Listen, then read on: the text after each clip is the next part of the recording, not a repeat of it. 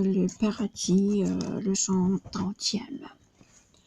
Lorsque la 6e heure erre à 6000 milles, plus ou moins de distance, et que de notre monde l'ombre penche déjà sur son lit allongé, le centre de la voûte au point le plus profond pour nos yeux devient tel que certaines étoiles ne se laissent plus voir au bas fond où nous sommes. Et aussitôt qu'on voit l'esclave lumineuse du soleil se montrer, le ciel paraît éteindre ses flambeaux tour à tour jusqu'au plus beau de tous. De la même façon, la danse triomphale, tournant autour du point qui m'avait ébloui et semblait contenir celui qui la contient, s'éteignit sous mes yeux presque insensiblement, et l'amour et le fait de ne rien voir me firent, comme toujours, tourner mes yeux vers Béatrice. Si tout ce que j'ai dit sur elle jusqu'ici pouvait s'amalgamer et faire un seul éloge, cela serait trop peu pour remplir cet office. La beauté que je vis en elle outrepassait ce que nous concevons, et je crois plus encore que seul son Créateur la possède en entière. Sur ce point, je confesse avoir été vaincu plus qu'aucun autre auteur, soit comique ou tragique, ne l'a jamais été par un aspect du thème, comme par le soleil offusque le regard, car comme le soleil offusque le regard, ainsi le souvenir de son sourire heureux me prive en cet instant de secours de l'esprit. Depuis le premier jour où j'ai vu son visage dans le monde mortel, et jusqu'en cet instant, rien n'a pu m'empêcher de poursuivre mon chant. Mais il faut à présent que je mette une fin aux efforts que j'ai faits pour chanter sa beauté, puisque même notre art reconnaît des limites, telles que je la laisse à des fois plus sonore que mon pauvre clairon qui s'apprête lui-même à mettre fin bientôt au sujet trop ardu. Elle recommença sur le ton décidé d'un vrai chef. Maintenant, nous venons de sortir du plus grand corps au ciel fait de pure lumière, lumière de l'esprit que l'amour entretient, l'amour du bien réel, tout rempli d'allégresse, au-dessus de toutes les douceurs. Tu pourras voir ici l'une et l'autre milice du paradis, dont l'une a déjà l'apparence que tu reconnaîtras au dernier jugement. Comme un éclair s'allume à l'improviste et blesse les esprits de la vue, empêchant le regard de percevoir encore d'autres objets brillants, cette vive clarté m'avait paralysé, sa fulguration ayant mis sur mes yeux comme un épais bandeau qui me rendait aveugle. L'amour qui fait toujours la paix de ce royaume accueille dans son sein par ce même salut, préparant la chandelle à recevoir sa flamme. Ce bref propos était à peine parvenu jusqu'à moi qu'aussitôt je pus me rendre compte que je me surpassais au-delà de mes forces. Dans mes yeux s'allumait une seconde vue telle qu'aucun éclat, pour lumineux qu'il fût, ne pouvait désormais arrêter mon regard. Je vis une splendeur en forme de torrente, éclatant de clarté, serrée dans ces deux rives d'un printemps merveilleux émaillé de partout. Qu'un printemps merveilleux émaillé de partout.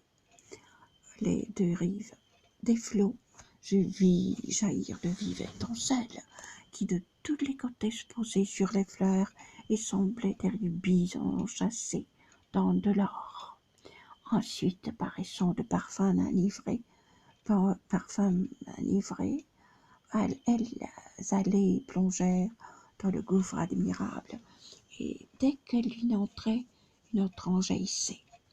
C'est un intense désir qui t'enflamme et te presse si fort de pénétrer tout ce que tu contemples, m'enchante d'autant plus qu'il devient plus puissant. Mais il faut de cette eau que tu boives encore, si tu veux que ta soif puisse enfin s'apaiser. C'est ainsi que parla le soleil de mes yeux. Elle ajouta, le fleuve ainsi que les topazes qui foncent va-t'en et vient. Le sourire de l'herbe ne sont que la préface et l'ombre de leur vrai. Ce n'est pas que cela soit trop dur à comprendre. Il s'agit d'un défaut dont la source est en toi, qui n'a pas encore l'œil superbe qu'il faudrait. L'enfant ne tourne pas aussi rapidement vers le sein maternel. Sa face, le matin lorsqu'il s'est éveillé, plus tard que de coutume, que je ne me tournais pour faire de mes yeux un miroir plus fidèle, en me penchant sur l'onde qui s'épanche là-haut pour nous rendre meilleurs. Et sitôt que le bord de mes paupières feintes se baignait dans ses eaux, je crus m'apercevoir que ce que j'avais pris pour longueur était ronde. Et puis, comme on voit quelqu'un qui demeurait masqué se montrèrent différentes, sitôt qu'il se dépouille de l'aspect étranger qui nous donnait le change, et les fleurs avaient changé, comme les étincelles, en un bonheur plus grand. Je vis tout à coup s'étaler sous mes yeux la double cour du ciel. Ô toi, splendeur de Dieu, qui m'a permis de voir le triomphe éternel du royaume du vrai, fais-le-moi raconter tel que je l'ai connu. Et il est une clarté là-haut qui rend visible le Créateur lui-même à toute créature, dont le bonheur consiste à contempler sa face. Cette clarté s'étale et forme comme un cercle, se déroulant si loin que sa circonférence serait pour le soleil une ceinture lâche.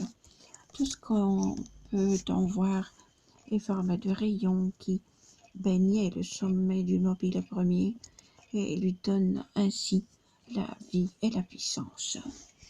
Et de même qu'un mont se mire dans les eaux qui coulent à ses pieds pour y voir sa parure, alors qu'il est plus riche en verdure et en fleurs, tel je vis dominante autour cet éclat s'y mirer longuement, du haut de 1000 marches, tous ceux qui d'entre nous ont fait retour là-haut.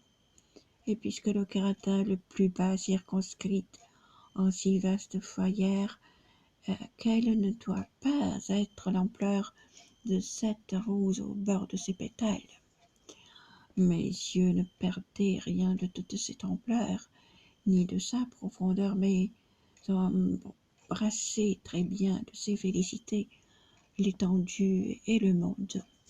Là, d'être près ou loin n'ajoute ni n'enlève, car lorsque Dieu gouverna immédiatement, les lois de la nature ont perdu leur pouvoir. Dans le centre doré de la rose éternelle, qui s'étale et s'étage et exhale un parfum de louange au soleil du printemps éternel, paraît à qui se tait tout en voulant parler, m'attira Béatrice, en me disant, regarde comme il est grand, le cœur de ces blanches étoiles. Tu vois le tour qui s'y comprend notre cité, et nos sièges, tu vois, sont déjà si remplis qu'il reste peu de place à ceux que l'on attend. Et quant à ce grand siège où ton regard s'arrête parce qu'il est déjà marqué d'une couronne, avant qu'on ne t'invite à ces noces toi-même, il doit recevoir l'âme auguste sur la terre d'Henri, qui viendra redresser l'Italie, mais il doit arriver avant qu'elle soit prête. L'aveugle convoitise, en vous rendant stupide, vous pousse à réagir comme certains enfants qui, tout en ayant faim, repoussent leur nourrice. Le tribunal divin leur aura pour préfet un tel qui n'ira point sur le même chemin que lui, tant en secret qu'au su de tout le monde. Mais il ne sera plus supporté longuement par Dieu dans son office. Il descendra bientôt où la justice avait tombé Simon le mage, et celui d'Ananie s'enfoncera d'autant.